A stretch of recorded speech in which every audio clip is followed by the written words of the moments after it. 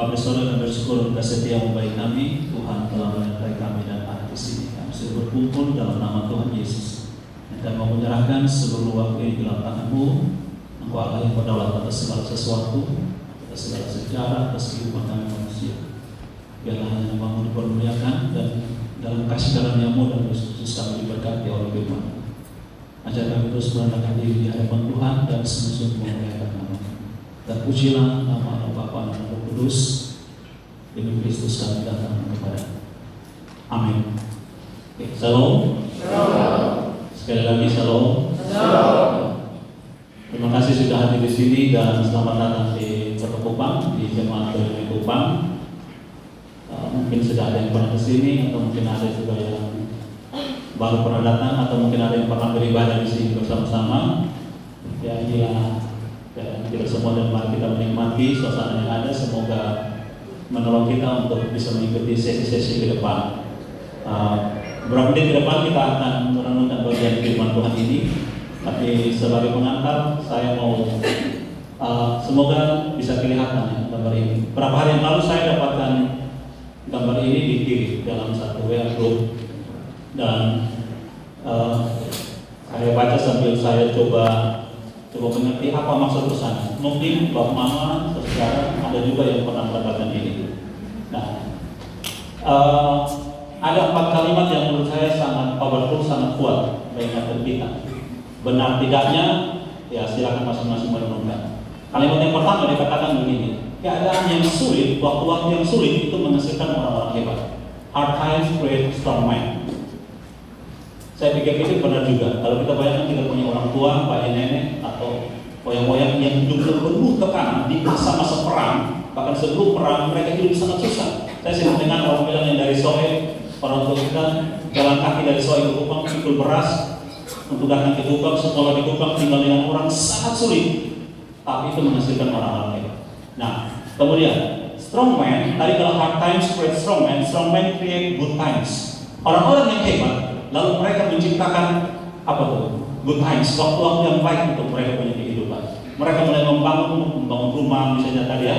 Setelah mereka sekolah, berhasil sekolah, mereka bisa bekerja, mereka bisa bangun rumah, bisa bangun keluarga yang baik. Menuju kepada sesuatu yang kita bisa sebut kenyamanan. Nah, kemudian good times create weak men. Hidup dalam kenyamanan akhirnya menghasilkan orang-orang yang lemah. Kita sempat lihat, misalnya kalau saya ini menikmati setengah bagian dari kesuksesan saya punya orang tua. Lalu saya berjuang, saya sekolah, oleh berkat Tuhan saya bisa bekerja.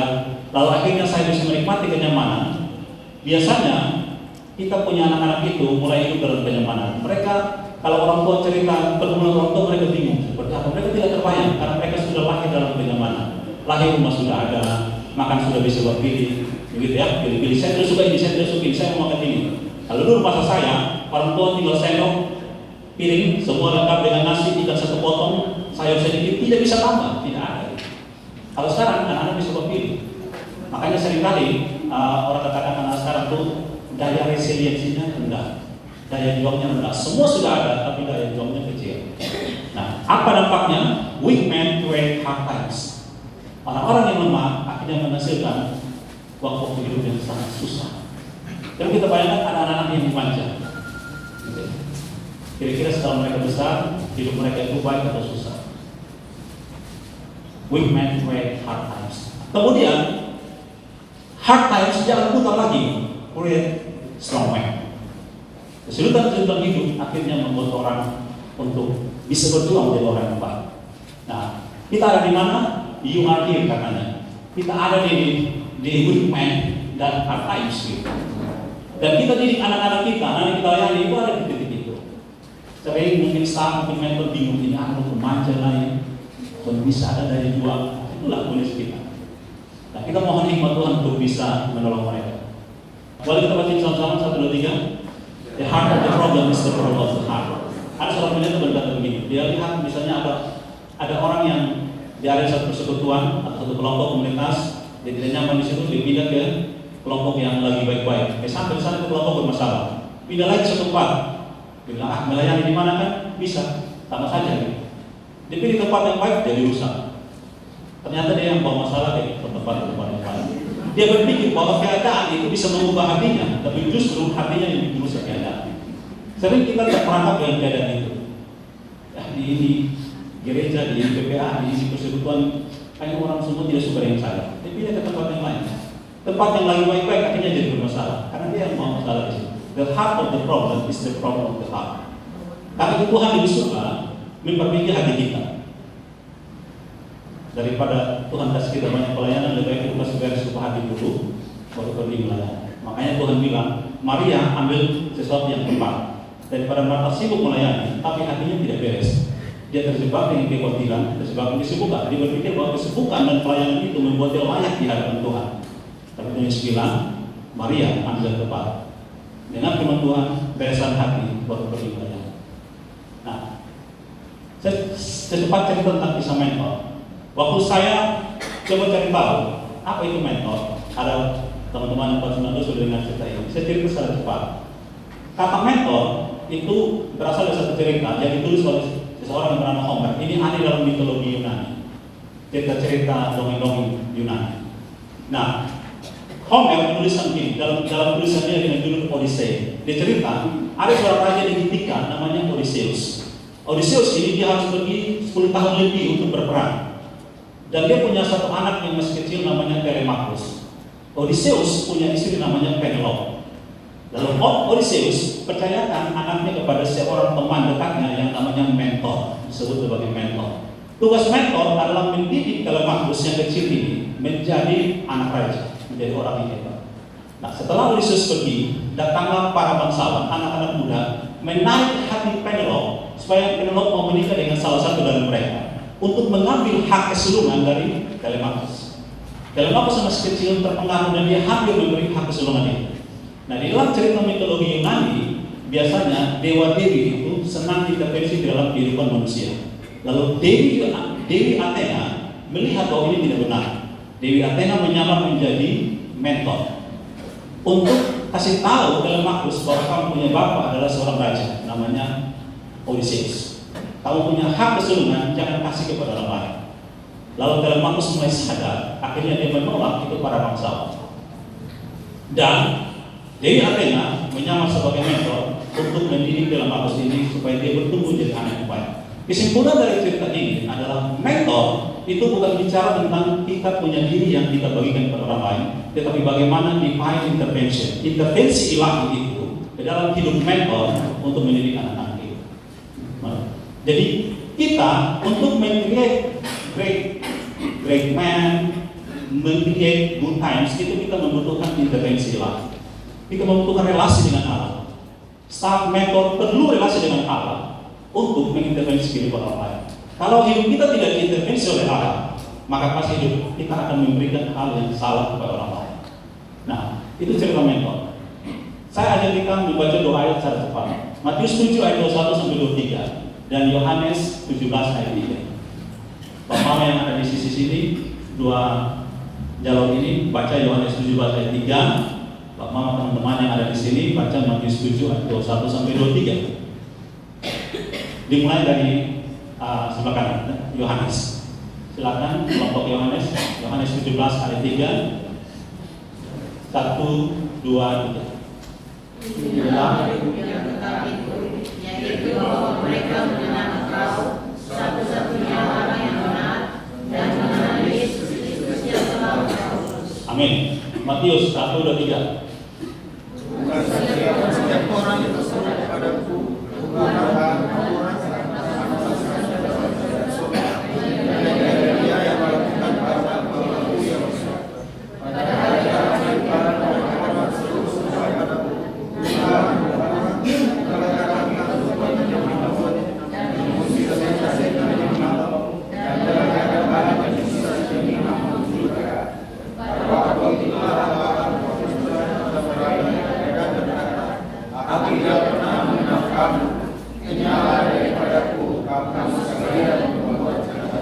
amin. Demikian teman-teman.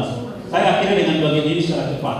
Nah, kita akan bicara soal keintiman dan pengenalan. Kata orang, keintiman itu bisa dibangun dengan 2 cara. Intimidasi, betul ya? Dan intimasi. Nah, Tapi saya tidak mau bicara soal intimidasi, saya bicara soal intimasi. Nah, di dalam cerita itu ada dua peristiwa yang berbeda dengan penekanan pengenalan yang sama. Kata pengenalan dalam bahasa Yunani yang dipakai untuk menulis cerita ini, Yunani pengenalan itu dua kata, oida dan ginosko. Oida itu seperti ini. Sekarang begini banyak orang, saya lihat bahwa teman-teman sejarah saya bisa tahu ini laki-laki, ini perempuan, kira-kira ini usia begini. Saya bisa mengobserv, saya bisa mendiagnosa. Tetapi itu hanya sekilas saja, tidak mendalam. Tetapi ginosko itu mengenal karena keintiman. Saya kasih contoh, saya tulis di sini pesawat dan jalan kaki. Misalnya sekarang saya ajak, katakan nama Rison. Misalkan saya dengan Rison, anggap baru ketemu saat ini. Dan kita tidak pernah ketemu sebelumnya, tidak kenal. Lalu saya Kak Rison, mari ketemu ke Jakarta. Bagaimana caranya? Ada dua alternatif, naik pesawat dan jalan kaki. Naik pesawat itu kita dari sini ke Kupang Jakarta 3 jam sampai. Sepanjang 3 jam saya dengan Kak Rison bicara. Kita saling kenal, Oke. Tapi sekarang coba kita bandingkan dengan Kak Rison. Bagaimana kalau potong ke Jakarta jalan kaki, jalan darat, di sini jalan-jalan sampai di Samos itu sudah kita naik kapal terus jalan-jalan, misalkan jalan darat, paling banyak jalan darat. Kira-kira sampai Jakarta berapa lama? Mungkin 1 bulan. Dan sepanjang 1 bulan itu capek, senang, susah, senang, capek, tidak capek, kita bercerita, kita ketawa, kita marah-marah, kenapa jalan kaki, kenapa tidak naik pesawat, semuanya terjadi selama 1 bulan. Kira-kira saya dengan Rison yang jalan kaki 1 bulan dan naik pesawat 3 jam, mana yang lebih buat kita saling kenal? Jalan kaki. Karena itu Allah lebih suka bahwa kita perjalanan yang panjang. It's a long journey. It's a journey together. Allah lebih suka bahwa kita jalan kaki. Hidupnya itu susah senang nikmati dengan Tuhan supaya kita membangun keintiman, kita saling kenal. Itu namanya ginosko. Ginosko itu dia setara dengan yada. Kata yada muncul pertama kali dalam kitab itu di Kejadian 4 ayat 1. Ketika Adam yada dengan Hawa. Yada diartikan bersetubuh. Apa hubungan mengenal dan bersetubuh? Itu pesannya adalah mengenal karena ada keintiman. Dan kita sering menggunakan kata keintiman itu hanya dalam hubungan suami istri. Dalam 2 peristiwa, hubungan suami istri dan keintiman dengan Allah. Karena itu Allah di dalam perjalanan baru dia sering menggambarkan relasi manusia dengan dia adalah seperti suami istri. Itu sebuah keintiman yang benar.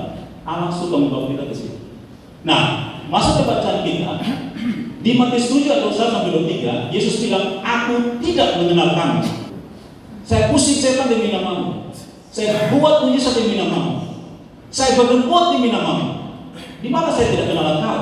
Tuhan bilang, benar, kamu kenal saya. Tetapi kamu hanya oida kepada saya. Kamu tidak ginosko, kamu tidak punya hubungan intim dengan saya. Sekarang kita lihat bagaimana orang membangun hubungan intim. Hubungan intim hanya terjadi kalau satu, kita menghabiskan banyak waktu bersama-sama. Kita susah senang bersama-sama. Jengkel atau tidak jengkel tetap sama-sama. Kita lihat kita punya orang tua yang sudah puluhan tahun bersama-sama, pasti sepanjang hubungan suami istri pasti ada jengkel. Tapi kenapa mereka tidak bercerai? Anak muda sekarang menikah saat yang lama bercerai, tapi kita punya ini menikah puluhan tahun terus susah bercerai. Ada ginosko, ada keintiman yang memang susah dijelaskan. Bagaimana caranya tidak bisa dijelaskan. Keintiman dengan Allah tidak bisa diajarkan. Ada satu pendeta pergi ke rumah jemaat suami istri, lalu dia masuk, ini suami yang keluar dan ketemu dengan pendeta, duduk bercerita, tiba-tiba suami punya istri keluar dari dapur, ini Pak, ini tuan rumah, Bapak ini cuma main mata, air minum keluar. Lalu pendeta bingung, bagaimana caranya main mata, air minum keluar? Nah, itu bahasa keintiman, tidak bisa dijelaskan, tidak bisa diajarkan. Relasi kita dengan Allah hanya tercipta melalui keintiman itu. Nah, penutupnya di dalam Yohanes 17 ayat 3, jadi Yesus bilang, ginosko adalah hidup yang kekal. Inilah hidup yang kekal, yaitu mereka ginosko kepadamu. Mereka punya hubungan intim dengan engkau. Ada keintiman dengan engkau. Itulah hidup yang kekal. Jadi hadap Bapak dan Saudara, hati-hati kita terjebak dengan pelayanan yang kita berpikir dengan pelayanan kita layak di hadapan Tuhan. Saya punya pengalaman pribadi, sudah puluhan tahun saya melayani Tuhan. Saya sering terjebak dengan apa? Melayani dari pagi sampai sore, sampai malam. Dulu saya di sekolah, saya keluar dari rumah jam 6 pagi, masuk rumah jam 11 malam dengan seragam. Karena pulang dari sekolah, itu sore jam 4, jam 5, jam 6 bahkan, langsung pergi ke tempat pelayanan dengan seragam, pulang rumah tinggal di bawah makan, sampai rumah jam 11, jam 12 malam. Tidur 3 jam, jam 4 pagi sudah bangun, saat teduh langsung ke sekolah. Nah, apa yang terjadi? Seringkali kalau kita sudah capek melayani, kita mau tidur, kita bilang apa? Tuhan tahu kita capeknya, memang tidur, Tuhan tolong jaga, besok berbangun lagi. Jadi kita doa itu hanya doa lapor. Laporan kemudian bicara kepada beliau bicara. Hari ini dulu pulang selesai. Kita tidak menikmati keintiman. Tapi justru kalau kita main kita rasa aduh lagi berdoa di video seperti ini, setelah ini kita kata kita tidak menikmati doa itu. Kita tidak menikmati itu. Tuhan bilang, aku tidak kenal kamu. Aku tidak punya ginoskolek. Engkau tidak punya ginoskolek dengan aku. Tidak ada keintiman di antara kita. Kita hanya oida. Mari kita kumpul dengan sungguh-sungguh, saudara. Jebakan Batman bagi para pelayan Tuhan itu adalah lelah, capek, dan tidak punya waktu di Tuhan. Tidak menikmati. Ada doa, ada, pasti ada. Kita merasa berdosa kalau tidak berdoa. Tapi kita justru tidak menikmati doa itu. Doa itu seperti sebuah keterpaksaan. Itulah teguran Yesus kepada Marta. Kamu terlalu kuat. Kamu terlalu sibuk. Hanya satu yang perlu, dengarkan saya. Duduk diam, dengarkan saya. Mari kita pulang dengan bawa berkat firman Tuhan ini dan kita sungguh-sungguh merenungkan firman Tuhan ini. Kita sungguh-sungguh, saya selama ini sudah puluhan tahun saya melayani Tuhan pertama kali sibuk di gereja dunia ini tahun 94 dari pengurus pemuda. 96 saya masuk pelayanan sekolah minggu. Sudah puluhan tahun. Dan kalau jujur dengan Tuhan, saya bisa duduk berlutut malam jam 9, duduk berlutut, aminnya bisa pagi. 10 menit menikmati, sisanya saya nyanyi tidur dalam hadirat Tuhan. Besok pagi bertanya, besok pagi, amin. Ya karena capek. Tidur dalam hadirat Tuhan. Menikmati tidur bukan menikmati Tuhan. Mari kita jujur di hadapan Tuhan. Kita menikmati dia. Mari kita berdoa. Bapak Surga, kami bersyukur kepadamu, kasih karunia baik kami. Kiranya renungan firman Tuhan yang singkat ini menolong kami untuk sungguh-sungguh merenungkan apakah kami memiliki ginosko kepada Tuhan, apakah kami punya hubungan intim dengan Tuhan, apakah kami mengenal Tuhan karena kami punya keintiman dengan Tuhan. Kasihanilah kami Tuhan, ampuni kami dan kami percaya Engkau Allah telah mengasihani kami dan mengampuni dosa kami di dalam Yesus Kristus. Terpujilah Engkau Tuhan, kami serahkan semua acara hari ini dalam tangan-Mu. Engkau yang berdoa, Engkau intervensi dalam nama Tuhan Yesus kami bersyukur dan berdoa. Haleluya. Amin. Tuhan berkati. Shalom.